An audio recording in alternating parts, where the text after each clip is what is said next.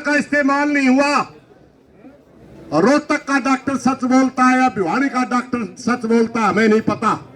अब जो एक दुनिया में पहले तरफ का सुसाइड है भाई, इस तरफ दूसरा सुसाइड दुनिया में हमने नहीं देखा कि कोई सुसाइड करने वाला पहले अपना गला काटता है, 85% गला काट दिया, फिर अपने पर तवज्जो डालता है, फिर अपनी आंखें फोड़ता है, फिर अपने अंगों को अक्षित विक्षित करता है, और उसके बाद बाकायदा बहुत बढ़िया अंग्रेजी में सुसाइड लिखता है। क्या लिख के दिखा देगा ये नायब सैनी? लेकिन एक दो बुजुर्ग भी, सियाड़ा मनस भी आवे। हमारी प्रार्थना सिर्फ उनसे दो ही बात पूछने की है, वह घना लंबा चौड़ा काम को नहीं, कभी नहीं सोचा उसके ऊपर खर्चा डालेंगे। बैठ जाओ भाई, बैठ जाओ भाई, भाई जी बैठ। हम सिर्फ गांव के लोगों से दो ही बात पूछेंगे, ज्यादा कोई लंबा चौड़ी बात नहीं है। कभी डरका न्यू नहीं आवा भाई, हरियाणा के लोग गांव के लोगों को बुला रहे हैं, आपके ऊपर बहुत बड़ी जिम्मेवारी डालेंगे, बहुत बड़ा खर्चा वहन करना पड़ेगा, ये बातें नहीं है। सिर्फ दो बात पूछनी है भाई। जो कल घटना हुई, जो प्रशासन हमारी बेटी को आत्महत्या मानता है, क्या गांव आत्महत्या मानता है या हत्या मानता है, ये बता दे गांव। काम की बात है यार, तेरे बोल मेरे बोलने के लिए। दूसरी बात सिर्फ हम ये पूछना चाहेंगे कि अगर पूरा हरियाणा यह आंदोलन लड़े तो गांव को कोई आपत्ति तो नहीं है, गांव को की कोई नाराजगी तो नहीं है, सिर्फ यही बात है भाई।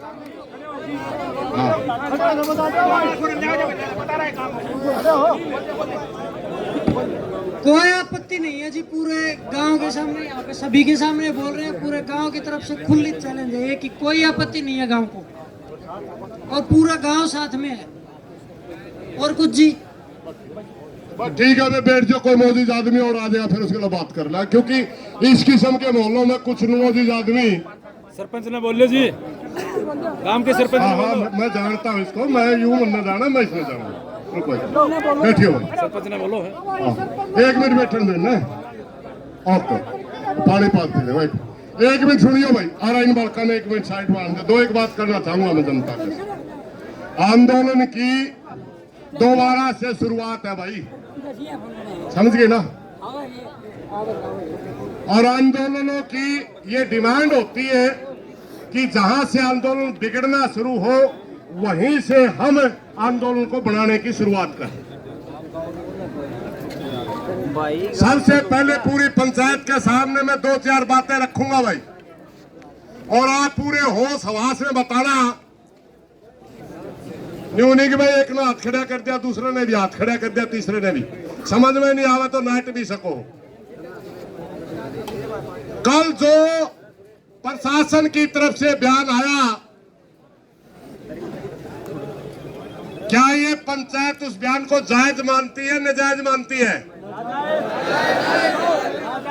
नाजायज मानती है ना, क्योंकि अब सुनने में सीआईडी वाले भाई भी सुनते होंगे, नाजायज क्यों मानने हैं, मानने आईडे पाया करे, क्योंकि उनकी ड्यूटी है। अपने आकाओं के पास बात भेज दो, हम नाजायज क्यों मानते हैं, कारण भी होगा। हमारी बेटी के साथ जो घटना हुई, उसका एक पोस्टमार्टम होता है भिवानी के अंदर, और भिवानी के पोस्टमार्टम के अंदर सोशल मीडिया में कमेटी के लोगों के ही बयान चलते हैं कि 85% हमारी बेटी का गला काटा गया था, मात्र 15% बच रहा था। यही चला था ना? गला काटने के बाद ये बात चली कि उनके ऊपर तेजाब फेंकी गई थी, यही आई थी ना?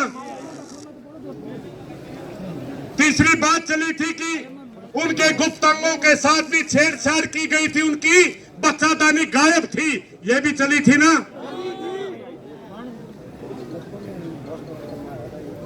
अब जो एक दुनिया में पहले तरफ का सुसाइड है भाई, इस तरफ दूसरा सुसाइड दुनिया में हमने नहीं देखा कि कोई सुसाइड करने वाला पहले अपना गला काटता है, 85% गला काट दिया, फिर अपने पर तवज्जो डालता है, फिर अपनी आंखें फोड़ता है, फिर अपने अंगों को अक्षित विक्षित करता है, और उसके बाद बाकायदा बहुत बढ़िया अंग्रेजी में सोसाइटी लिखता है। क्या लिख के दिखा देगा ये नायब सैनी? एक अक्षर लिख के दिखा देगी सरकार? ये सवाल बढ़ता है, नहीं बढ़ता हो तो बताइए। ये सवाल का जवाब चाहिए हमें, इस सवाल का जवाब चाहिए कि ये पहले आपने झूठ बोली या बाद में आपने झूठ बोली। दूसरी बात सुन लो भाई, कमेटी ने कहा, पहली बात कमेटी ने कहा, दूसरी बात भी कमेटी ने करी। तीसरा एक बयान आया भाई, डॉक्टर का बयान आ रहा है रोहतक से, पीजीआई से डॉक्टर मित्तल का बयान आ रहा है। डॉक्टर मित्तल ये कहता है कि इनके साथ इनके किसी भी अंग में सीमन नहीं पाए गए, बलात्कार नहीं हुआ। भिवानी का डॉक्टर सच बोलता है या रोहतक का सच बोलता है हमें नहीं पता।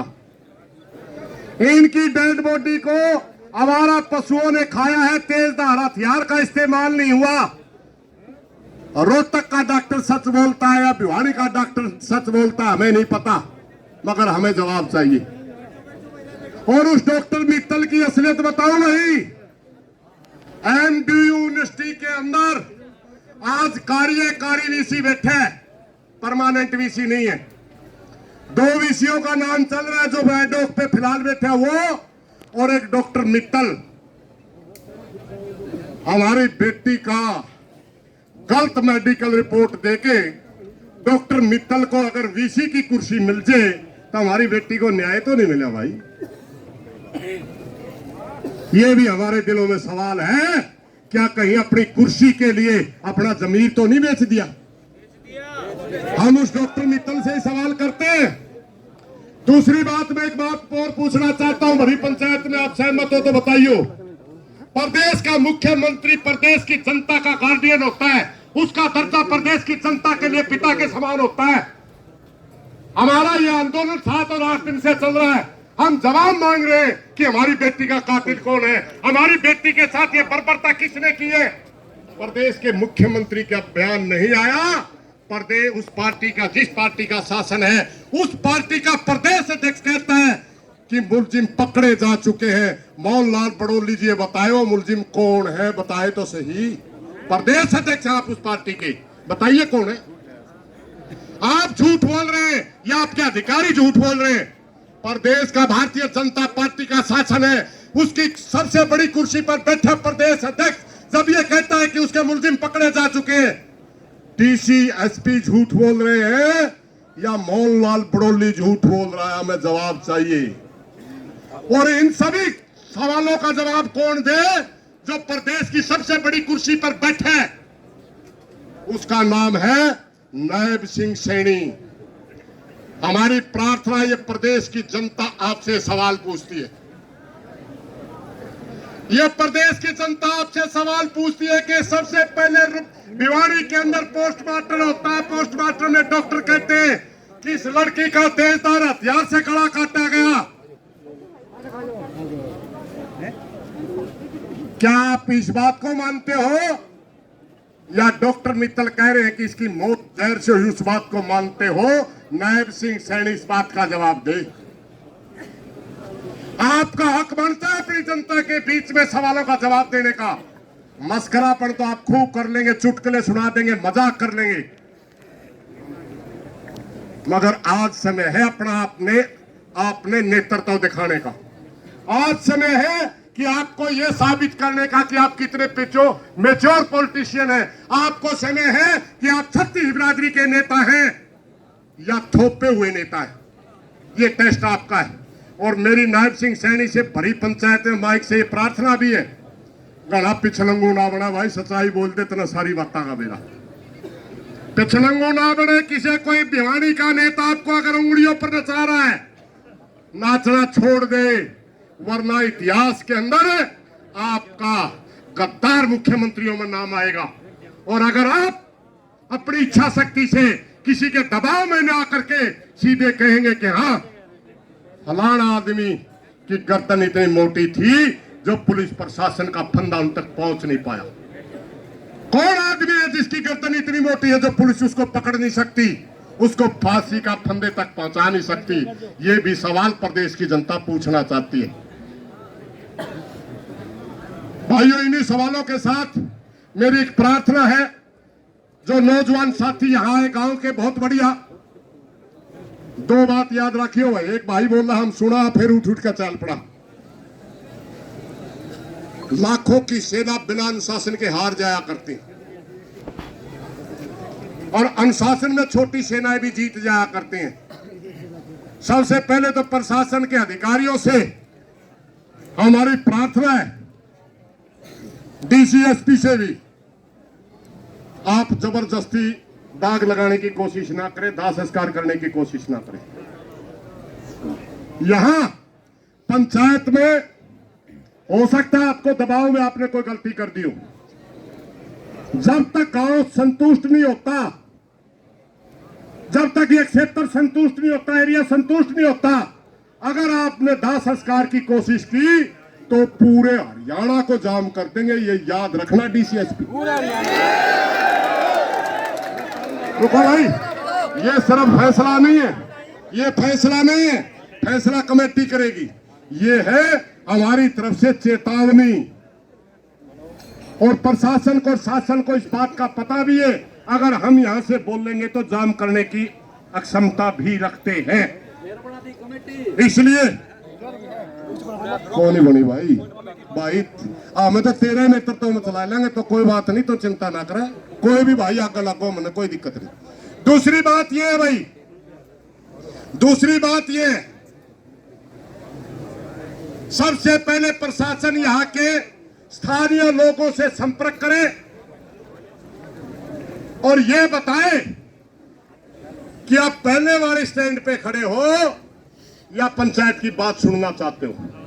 क्योंकि पंचायत यह चाहती है, हमारे एक साथी ने सुझाव रखा था, हमने तो नहीं रखा अब तक, ना कमेटी में पास हुआ, दोबारा पास होगा तो हम अपनी डिमांड भी रखेंगे, मगर जब प्रशासन डिमांड मांगेगा तब देवांगे, वरना हम अपनी कमेटी में अनाउंस कर देंगे। मगर ये गलती ना करे कि जनता की सहमति के बगैर आप दाह संस्कार कर दोगे। ये गलती अगर आपने की तो आप आंदोलन को बढ़ाने के दोषी होंगे। धन्यवाद साथी। बैठ जाओ, बैठ जाओ। आदमी आते हैं ना, आराम से आने नहीं दो। ये रोड़ा ना करो भैया, आराम से। भाई कुछ नहीं है, वहां से संदेश दे रहे हैं कुछ। बैठो एक बार सभी भाई, बैठो।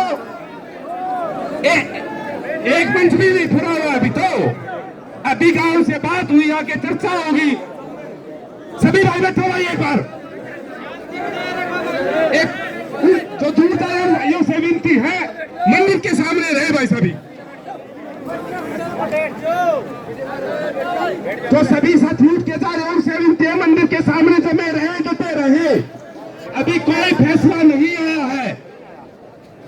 हमारे बीच में हमारे प्रभु जन पहुंचे हैं दिल्ली से। भाइयों को प्रणाम। मैं भारतीय वैष्णव स्वामी